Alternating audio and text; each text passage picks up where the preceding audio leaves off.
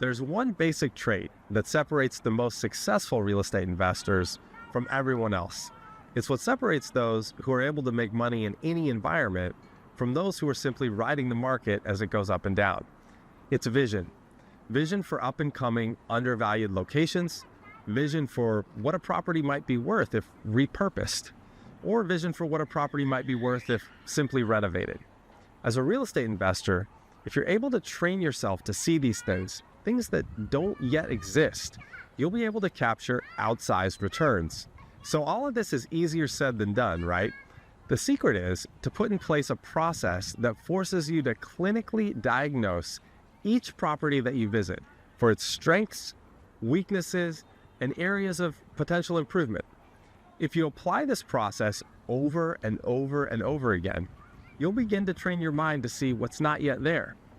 Now, of course, most of us don't think this way. We start shopping for real estate and we get hypnotized by what's new. If a home's got a brand new kitchen with the latest Viking stove, or a master bathroom with floor-to-ceiling marble that's trending on Instagram, the fresh smell of paint when you walk in the front door, any of this, we want it all. We almost can't resist. It's like a drug. But if you can train your mind to see and smell those same things when, say, you're looking at a shower curtain from 1976 or smelling cat urine in the carpet, you're going to build a lot more equity in the long run. In this video, I want to show you how you can develop a process to buy with vision, execute on your vision, and finance your vision without limiting your purchasing power as a home buyer. So let's get started. How do you buy with vision? Do you start by diving into the black hole of Pinterest? Or maybe signing up for a bunch of model home tours? Well, those things might be fun, but they're not really gonna do the trick. They're gonna make you aware of current trends, but they're not gonna help you buy with vision. You need to surround yourself with the right team. 3 key people specifically. A realtor that's gonna understand your market well enough to know what type of renovation work will and won't produce a positive ROI. Second, a designer that's worked on hundreds of different properties just like yours and knows exactly the right approach for your particular situation. And third, a renovation contractor that can manage your property and assure it's completed with the highest standard of craftsmanship, on time, and within budget. Every time you're considering a new project, you're going to want to lean on this team. They're going to help you develop an executable vision. Your realtor is going to provide insight on how to set your budget. Your designer is going to develop drawings and a vision board, and your contractor is going to help you cost out your designer's plan. Generally, all of this can be done with no upfront investment. Now, once you've found your perfect property and you've got your team assembled, your next step is execution. For a lot of people, this is where the fun actually stops. Are my contractors going to show up on time? Or are they going to show up at all? Am I going to wake up one morning to a $10,000 change order or a $50,000 change order? Will my contractor's level of workmanship leave me frustrated and wishing I had hired someone else? The uncertainty can be nauseating.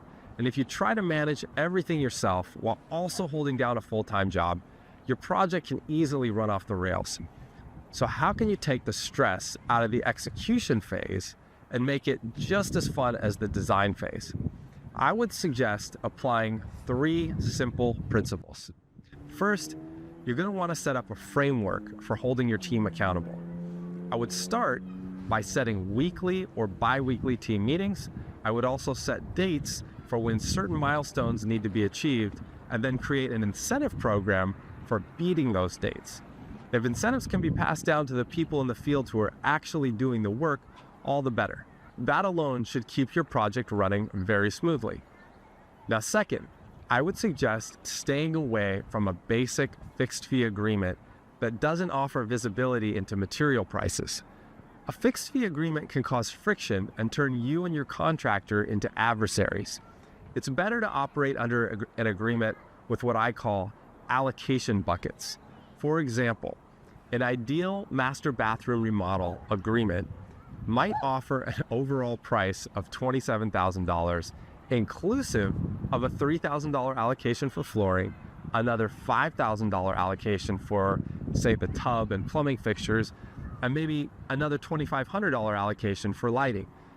This type of structure will give you the ability to make design changes without generating change order after change order. Now, third, to keep your stress level as low as possible, I would suggest selecting a team that can stick with you from start to finish. At a lot of contracting firms, there are different personnel for each phase of the process. Some people are only involved in sales, some are only involved in permitting, and some are only involved in managing your project after you get the permit.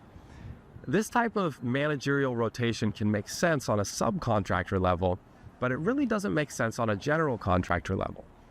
You need someone by your side who understands the complete history of your project at all times.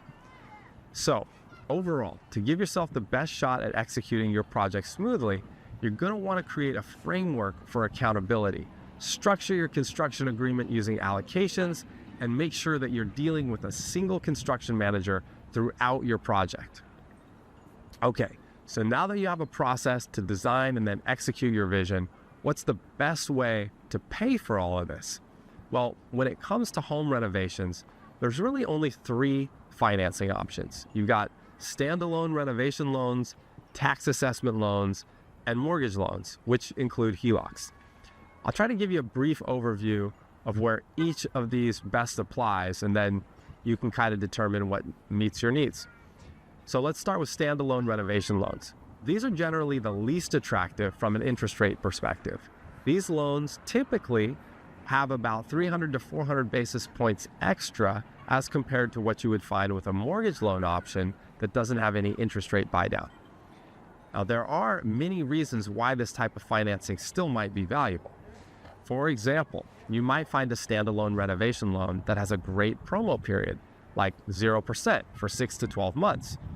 Or you might find a standalone renovation loan that allows you to borrow more than you could via any of the other options.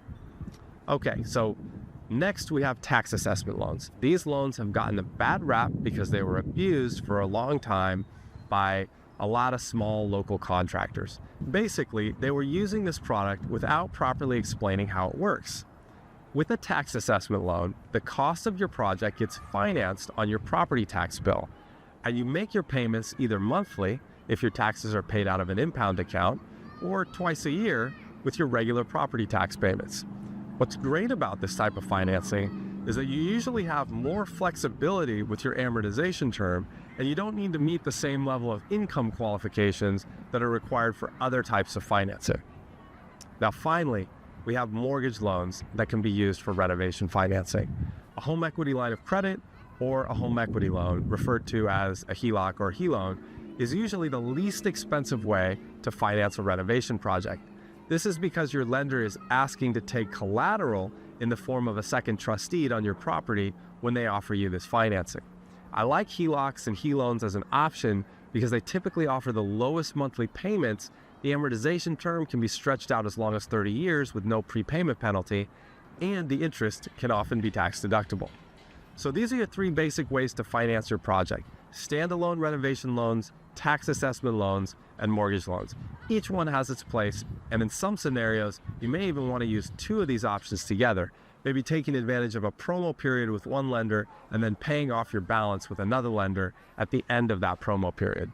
Your contractor should be able to help you strategize on all of this, as they're going to have different financing options available through their firm.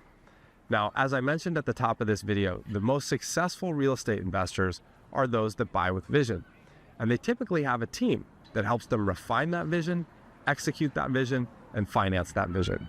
If you follow this model, you can put yourself in a great position financially, sometimes even building enough equity within the first 6 months of ownership to refinance out your initial down payment and move on to the next property. If you'd like to set up a consultation for your next renovation project, please check out the link below. We'd love to join your team.